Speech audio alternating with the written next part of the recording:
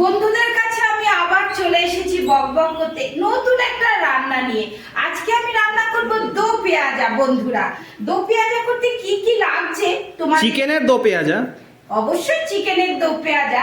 তাতে কি কি লাগছে তোমাদের আমি একটু দেখিয়ে দেবো। এই দেখো বন্ধুরা, এইখানে লাল লাল করে পেঁয়াজটা ভাজা হয়ে গেছে। ছেলের সময় হয়নি তাই পেঁয়াজ ভাজা বসিয়ে দিয়েছি। শুকনো লঙ্কা তেজপাতা ফোড়ন দিয়ে পেঁয়াজটা ভাজা হচ্ছে।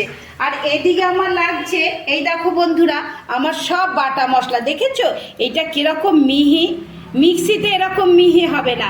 এর মধ্যে আছে জিরে, ধনে, আদা, তারপরে শুকনো লঙ্কা আমি এর মধ্যে বেটে দিয়েছি, রসুনও আছে। হ্যাঁ, আর লাগছে টমেটো লাগছে, আর নুন হলুদ পরিমাণ মতন।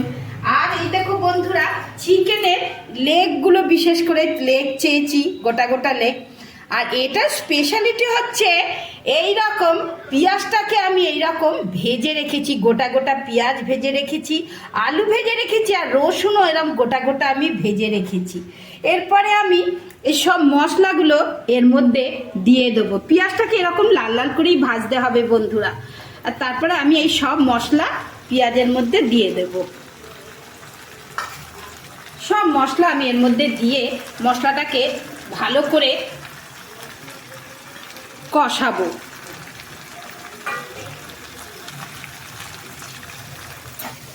এই দেখো বন্ধুরা, মশলাটাকে এই রকম করে কষানো শুরু করেছি। এটা যতক্ষণ না আমার তেল ছাড়বে, তেল ছেড়ে দেবে, ততক্ষণই মশলাটাকে কষাতে হবে।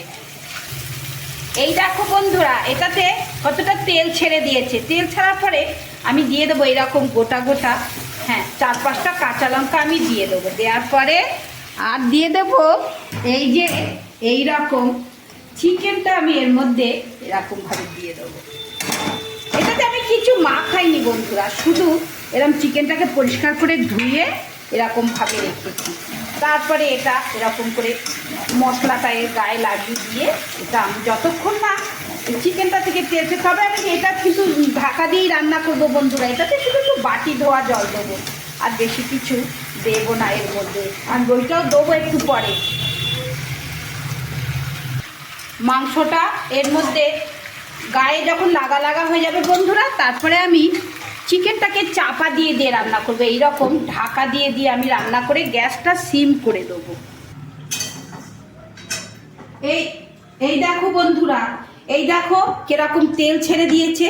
এটাকে যে তেল ছেড়ে দিয়েছে, এইটাতে আমি অবশ্যই বন্ধুরা যেন গরম জল দেব। এটাতে ঠান্ডা জল দিলে না ঠিক সেই টেস্ট আসবে না। এরকম গরম জল দেব আমি। না, 1 মিনিট। হ্যাঁ, এটার মধ্যে কাঁচা লঙ্কা 4টে দিয়েছি, আর 2টো লাগবে। কাঁচা লঙ্কা দিলাম, আর দিয়ে দেবো এই যে রসুন, পেঁয়াজ আর আলু যে ভেজে রেখেছি, এইটা আমি এইরকমভাবে দিয়ে দেবো এর মধ্যে। আমার রান্না হচ্ছে আজকে দো পেঁয়াজা, চিকেন দো পেঁয়াজা। হ্যাঁ, তার মধ্যে অবশ্যই বন্ধুরা এর মধ্যে গরম জল দিতে হবে। তেল ছাড়ার পর অল্প জল দেবো আমি, বেশি জল দেবো না। এটা বেশি জলে রান্না নয়, এই জলেই যথেষ্ট। তারপর এরকম করে রান্না করে খেয়ে দেখবে বন্ধুরা, অপূর্ব খেতে হয়। আমরা তো আলু সবসময় গোটা গোটা বড় বড় দিই। আজকে আমার এই আলু দুটো দেবার ইচ্ছে ছিল না।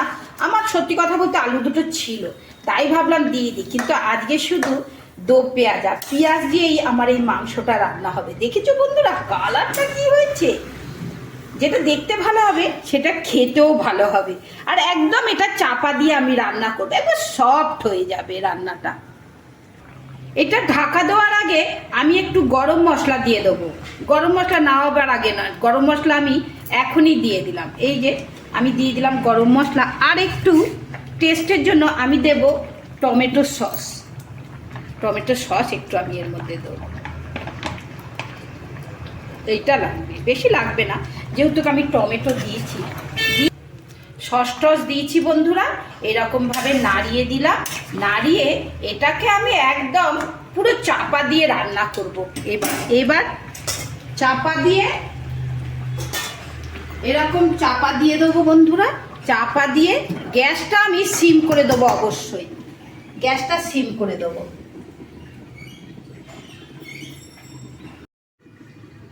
আমার রেডি হয়ে গেল। এই দেখো বন্ধুরা, চিকেন দো পেঁয়াজা। এইবার এটাতে আমি শুদ্ধ ধনেপাতা, দেখেছো বন্ধুরা কি সুন্দর কালার হয়েছে, এই ধনেপাতা দিয়ে দিচ্ছি। ধনেপাতা দিয়ে কিন্তু বন্ধুরা জানো একটু চাপা দিতে হয়, তাহলে কি হয় সেন্টটা ভালো হয়। এই দেখো এই হয়ে গেছে আমার এই চিকেন দো পেঁয়াজা। এই দেখো বন্ধুরা দুটো লেগ উঠিয়ে ফেলেছি, এই দেখো রেডি হয়ে গেছে আমার চিকেন দো পেঁয়াজা। গোটা গোটা পেঁয়াজগুলো একটু দেখাও। গোটা গোটা পেঁয়াজ, এই দেখো বন্ধুরা গোটা গোটা পেঁয়াজ, একটু তোলা শক্ত না, এই দেখো দেখেছো এর একটা আলাদা স্বাদ। তোমরা রান্না করে খেয়ে দেখবে, আমি রান্নাটা ছাড়বো, তোমরা অবশ্যই রান্না করবে, করে খেয়ে দেখবে, তারপর আমাকে কমেন্ট করে জানাবে যে চিকেন দো পেঁয়াজা সত্যি কিরকম লাগে। সবাই খুব ভালো থেকো।